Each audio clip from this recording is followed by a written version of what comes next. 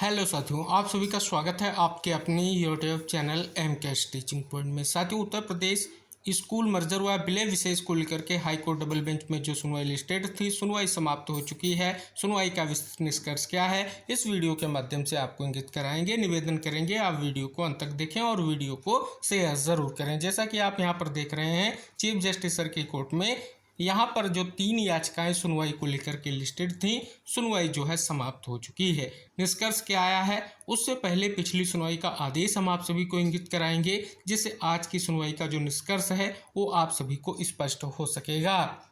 पिछली जो सुनवाई हुई थी उसका आदेश आप सभी के समक्ष है। यहाँ पर अगर आप देख रहे हैं, पॉइंट नंबर 1 में इंगित कराया गया कि अपीले विद्वान एकल न्यायाधीश द्वारा रिट सी संख्या 6290/2025 और रिट सी संख्या 6292/2025 में पारित दिनांक 7/7/2025 के आदेश उत्पन्न हुई हैं, जिसमें अपीलकर्ताओं द्वारा दायर रिट याचिकाओं को खारिज कर दिया गया है। पॉइंट नंबर 2, ये याचिकाएं स्कूलों के युग्मन में प्रतिवादियों की कार्रवाई की वैधता पर सवाल उठाने के लिए दायर की गई थी। ये अपीलें और रिट याचिकाएं सीतापुर जिले तक ही सीमित हैं।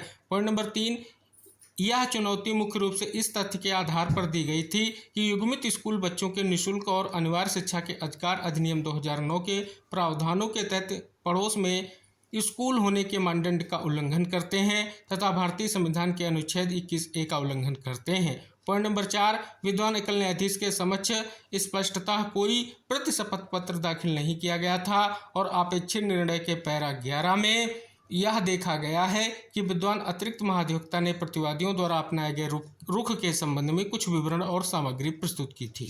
पॉइंट नंबर 5, इस न्यायालय के समक्ष प्रस्तुतिकरण के दौरान जब विद्वान एकल न्यायाधीश के समक्ष प्रस्तुत दस्तावेजों का संदर्भ लिया गया और न्यायालय द्वारा कुछ विसंगतियों का संज्ञान लिया गया तथा विद्वान अपर महाधिवक्ता को सूचित किया गया, जो आज हलफनामे में अभिलेख पर लेने के लिए एक आवेदन प्रस्तुत किया गया है।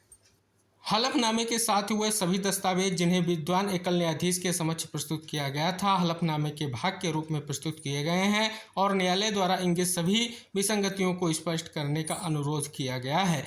हलफनामे को अभिलेख पर लिया गया जाता है। पॉइंट नंबर 6, अपीलकर्ताओं के वकील प्रतिवादियों द्वारा दायर उक्त हलफनामे पर प्रतिक्रिया दाखिल करने के लिए समय की प्रार्थना करते हैं। अपीलकर्ताओं की ओर से जवाब अगली तारीख से पहले दाखिल किया जा सकता है।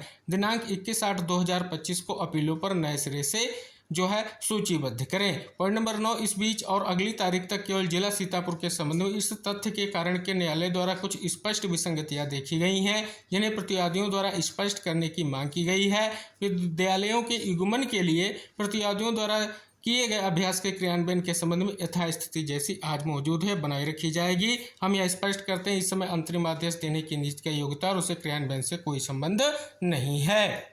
बात कर ली जाए जो आंकड़े प्रस्तुत करने को लेकर के कोर्ट ने निर्देश दिया था, आज बात कर ली जाए उन आंकड़ों के परिप्रेक्ष्य में स्पष्ट तौर पर यह भी इंगित कराया गया कोर्ट को कि जो स्पष्ट तौर पर नीति में बदलाव किया गया और डीमर्ज किया गया, वो भी कहीं ना कहीं स्पष्ट तौर पर फैक्ट्स रखे गए, लेकिन कोर्ट ने उन्हें स्वीकार नहीं किया है और स्पष्ट तौर पर इस परिप्रेक्ष्य में विस्तृत जो है आंकड़े प्रस्तुत करने के दिशा निर्देश फिर से जारी किए हैं। और अब अगली जो सुनवाई होगी वो आप सभी लोगों के लिए 1 सितंबर को सुनवाई को लेकर के फिर से जो है याचिकाएं लिस्टेड होंगी। तो फिलहाल ये है फाइनल निष्कर्ष आज की सुनवाई का, क्योंकि स्पष्ट कर दें यथास्थिति को लेकर के जो निष्कर्ष आपने देखा है कहीं ना कहीं वो बहुत ही महत्वपूर्ण है। और जो ये आदेश आप देख रहे हैं, इस आदेश के अगर हम परिप्रेक्ष्य में बात कर लें, ये आदेश जो है 24/7/2025 को कोर्ट ने जारी किया था या कोर्ट ने आदेश दिया था। और स्पष्ट कर दें उसके बाद जो है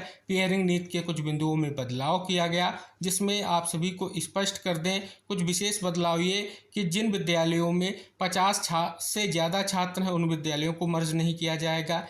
1 किलोमीटर की दूरी से ज़्यादा विद्यालयों को लेकर के जो मर्जिंग की प्रक्रिया है उसमें बदलाव किया गया।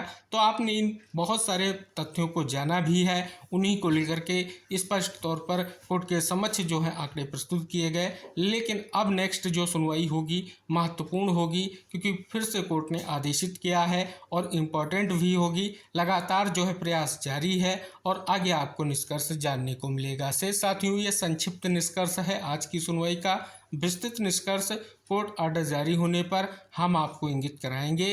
तो आप सभी से निवेदन करेंगे आप इस महत्वपूर्ण वीडियो को शेयर ज़रूर कर दें, जिससे आज की सुनवाई को लेकर के जो विशेष निष्कर्ष का आप सभी को इंतजार था, आई होप उस पर पेश में निष्कर्ष आ चुका है। वीडियो शेयर करते हुए चैनल को सब्सक्राइब कर लें, जिससे नेक्स्ट जो भी इन्फॉर्मेशन आप तक शेयर की जाए वो आसानी से पहुंच सके। तो मिलेंगे नेक्स्ट अपडेट के साथ, तब तक के लिए टेक केयर, बाय बाय साथियों।